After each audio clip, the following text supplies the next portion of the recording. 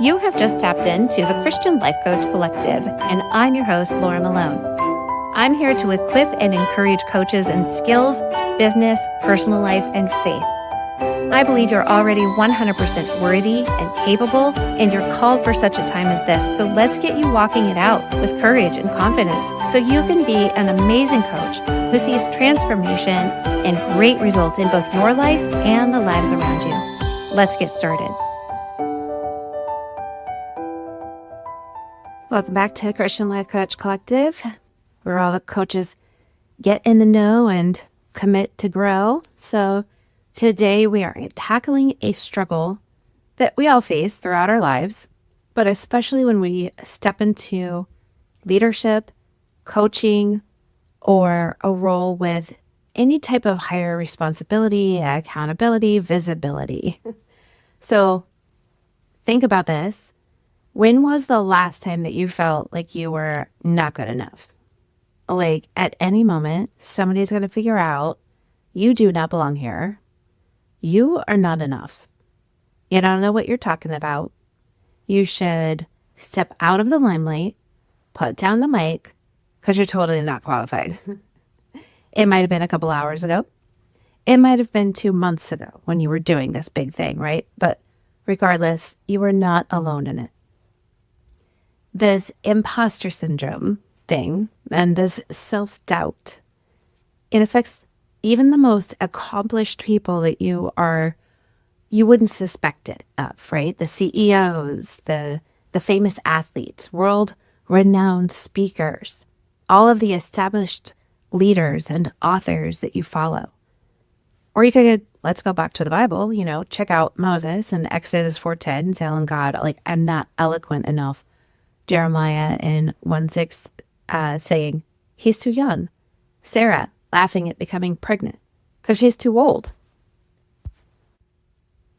Here's the truth. Self-doubt in any form does not mean that you lack credibility or competence or especially calling. It simply means you care. You actually care enough to make sure that you're qualified and ready. So let's unpack the myth and reframe our imposter syndrome as a sign of growth rather than a roadblock that you need to run away from. Many coaches assume that if they're doubting themselves, it means they're not ready, they're not qualified, they're not credible. It proves something, right? If you look for proof of something, you will always find it because that's how your brain is wired. But it doesn't matter what you're looking for proof of, right? The reality is that imposter syndrome is really common, especially among high achievers. Why? Because an achiever wants to achieve. They care. So if you are considering like, I feel self-doubt and imposter syndrome about being a coach, whether it's to anybody or it's to a specific group of people, it's because you want to achieve greatness in that. You want to achieve the results that you're telling them you'll help them get, right? It's because you care. Studies show that nearly 70% of people experience this imposter syndrome feeling at some point. I'm thinking the other 30% just don't know what to call it. The reason is that growth, it always brings discomfort, growing pains. It's going to stretch you. It doesn't feel good. Self-doubt isn't disqualifying you. It's actually a signal that you're stepping outside of the comfort zone and you're pushing your own boundaries. You're expanding into new opportunities. And the verse comes to mind, I think it's Isaiah 54, about enlarging the place of your tent. It's used in a spiritual context, right? It urges us to expand our souls, our lives, embrace God's promises, not actually go, stitch and stretch your 4-man camping tent into a 10-man tent. That's what that means. So imagine that you've been coaching for a while. Now you've landed your, maybe your first client. If you haven't been coaching over a while, maybe you just landed your first client or a higher paying client. Maybe you've been doing free coaching, low cost coaching, and you've raised your prices. You feel more ready to do that. Maybe you have your first high profile client. You're like shocked. Where did this person come from? Well, the moment that you get on the call or as you're maybe preparing for it, you start second guessing yourself and you start allowing thoughts like, what if they realize I'm not enough? What if they ask a question I can't answer? What if they don't feel like they're getting results? What if I start feeling anxious about everything and I get stuck? So let's shift. Well, first of all, I'm going to remind you, manage your own thought life. Consider what you're thinking and address what you are believing. Invite the spirit of truth within you to rise up and begin actually leading your soul, which is your mind, emotions, will, and personality.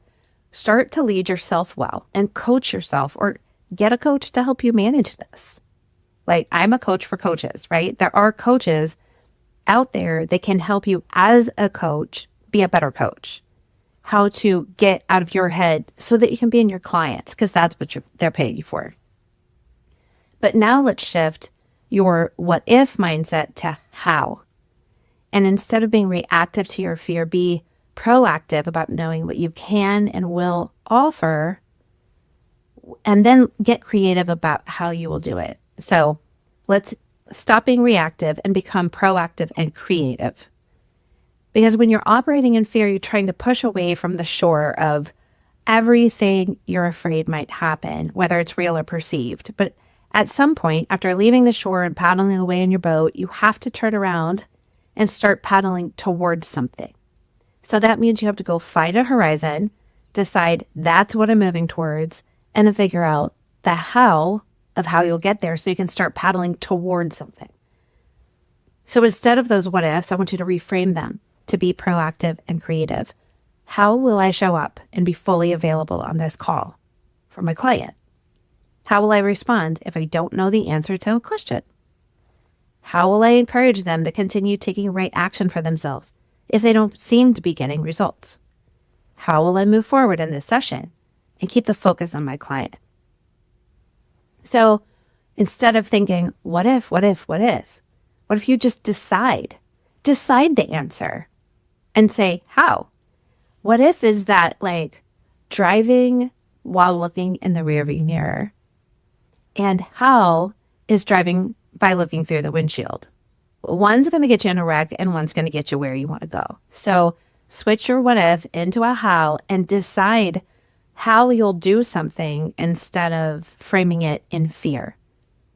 I also know from experience of my own coaching, over my own journey, it's easy to spend hours rereading your notes and obsessing over the knowledge and the certifications that you have or don't have, and doubting whether you're really truly qualified to guide this client in the work that they've committed to doing. You can easily convince yourself you're a fraud by allowing all of these types of thoughts to sabotage you. Here's what you need to know and pay attention to. Your client didn't hire you because you're perfect. Ta-da! They hired you because of your unique perspective and experience and your ability to listen, your genuine desire to help them grow. And when you focus on serving rather than proving yourself, your impact then becomes undeniable. If you've ever hired a coach or worked with me, or even just paid somebody to do something for you ever, then ask yourself if you seriously had like the expectation that they would do it perfectly without hindrance, exactly how you wanted it done. And not only were the results immediate, but it was all done right the first time without strain or error. I imagine you probably never think about hiring somebody for these reasons, and your clients didn't hire you for these reasons, right? You would want a coach who is human, not a robot. You want somebody who identifies with you, meaning they must know failure because you sure do, right? You don't want an AI coach. It doesn't get you. So let's talk about actually overcoming imposter syndrome. we break free from imposter syndrome with these powerful shifts, right? We need some paradigm shifts. First, let's just reframe it as growth. So instead of seeing your self-doubt as proof of inadequacy, I want you to recognize that it's a sign you are stretching. So that feeling of being out of your depth, it's actually a marker, a milestone of your progress. And then I want you to focus on your wins. So when that doubt starts creeping in, first, take your thoughts captive, right? Manage your mind and start reflecting on your past victories. So create a confidence list if you need to, or call it whatever you want. Put a folder on your desktop. Collect client testimonials and thank yous and personal milestones. Even record the sessions that are like, wow, that was amazing. Write it down. Let it be a reminder that you actually do bring value. You can even write down the situations where you're like, I know I did this well and I got it right. So you can look at it and remind yourself like, hey, I've done it before. I can do it again. So the next one is the willingness to try.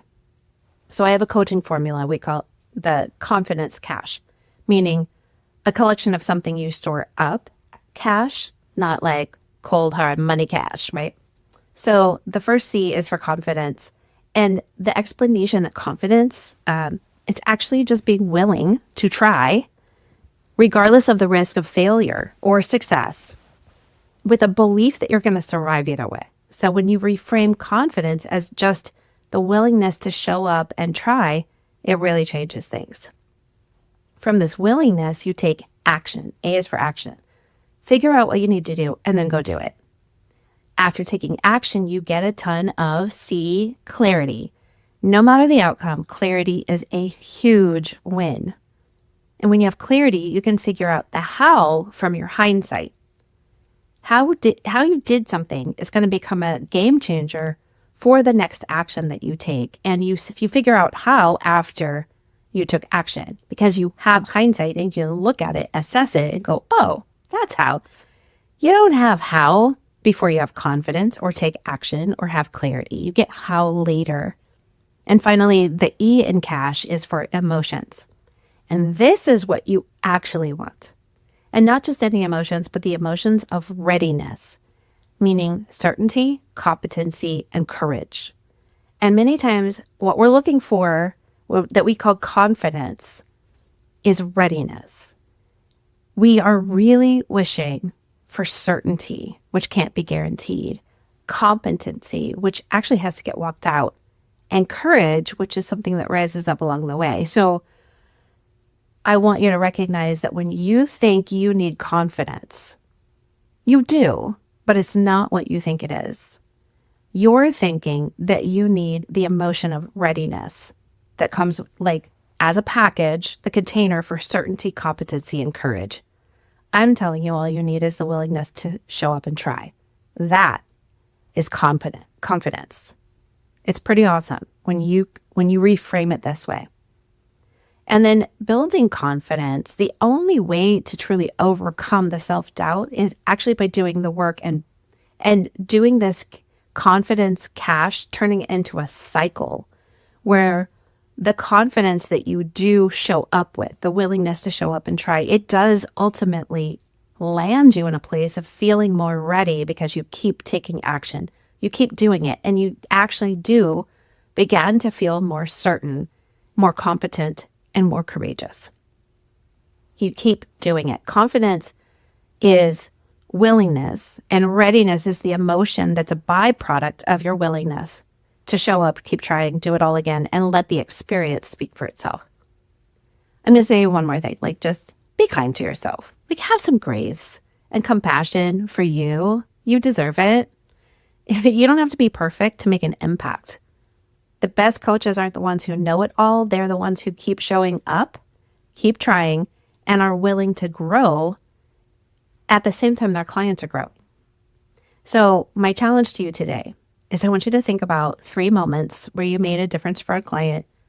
And maybe if you're not coaching clients yet, I want you to write down 3 moments where you've helped guide and coach someone else. And maybe it was a kid, a coworker, a friend.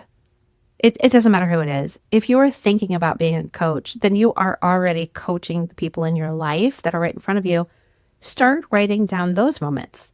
That's okay. That's actually, let that be part of your confidence list or folder, and start writing down and not necessarily categorize it, but like consider what kind of things are happening. Who are you helping? How are you helping them do it?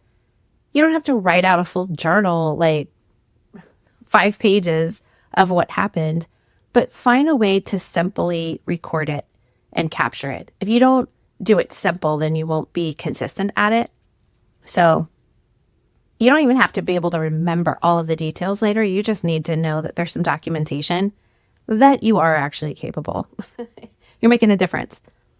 I want you to think about how those moments actually reveal the value you create when you guide, help, coach somebody, right? And then I want you to share at least one of them with somebody. You can put it on social media. You can write a blog post about it, or just tell a friend. I am trying to work on being willing to show up and try. That's my confidence cycle. I'm building that up. And by that, I just want to share, like, I worked with somebody recently and it was really powerful. And I love how it felt to see that aha moment when my client had this moment of revelation about what they were capable of or whatever. And just verbally tell somebody about it. When you own your impact, you actually strengthen your confidence cache.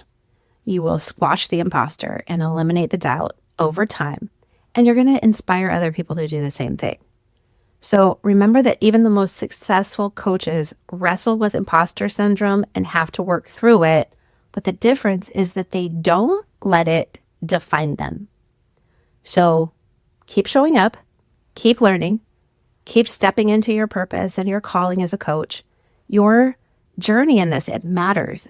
And your actual unique story of being in process, it is a strength, not a weakness. And clients are really going to appreciate your humility in it.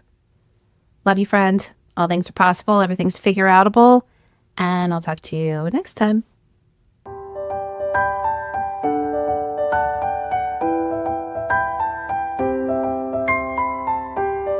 Thanks for listening. For more coaching resources and to learn how to work with me, head to sterlingandstonementoring.com or click the link in the show notes. Remember, walk boldly in your calling, and I'll talk to you next time.